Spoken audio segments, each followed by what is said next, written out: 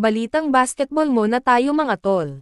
Si Brody ite-trade. May isang proposal trade mga tol para kay Russell Westbrook ngayong 2024 hanggang 2025 season. Mas lalong agresibo ang Nuggets na palakasin pa ang kanilang lineup mga tol, matapos ang pagkabigo sa nakaraang season.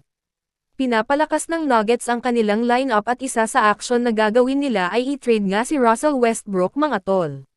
Denver Nuggets. Simulan ang pag-uusap. Sa isang season na walang alinlangan na up and down para sa Denver Nuggets, ang kanilang kamakailang kahabaan ay nagpakita ng ilang mga palatandaan ng buhay.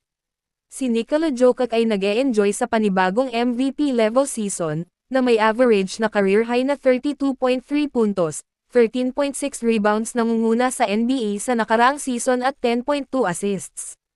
Bagamat ang Nuggets ay nasa ikapitong pwesto lamang sa Western Conference, walang duda na si Jokic ay nagkakaroon ng all-time great regular season. Gayunpaman, ang pakikibaka para sa Denver squad na ito ay hindi ang star power.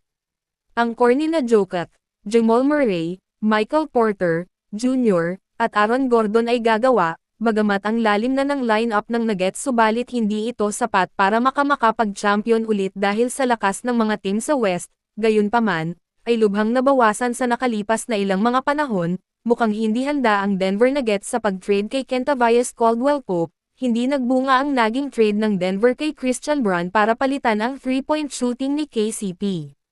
Kapag matutuloy ang trade, matatanggap ng Nuggets, Torrey Craig.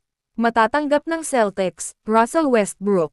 Matatanggap ng Bulls, sina Jaden Springer at 2030 second round pick. Kung gusto mo ng mga napapanahong balita, mag-subscribe ka na.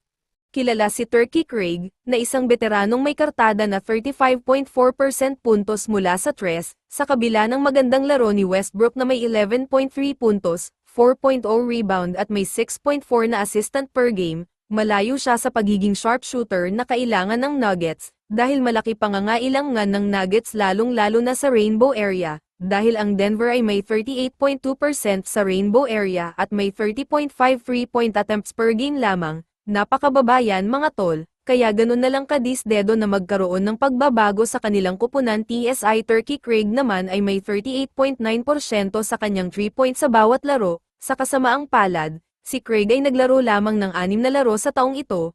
Noong nakaraang season, hindi nalampasan ni Craig ang kalahati ng regular season dahil sa injury. Naglaro lang mang ito ng 53 na laban.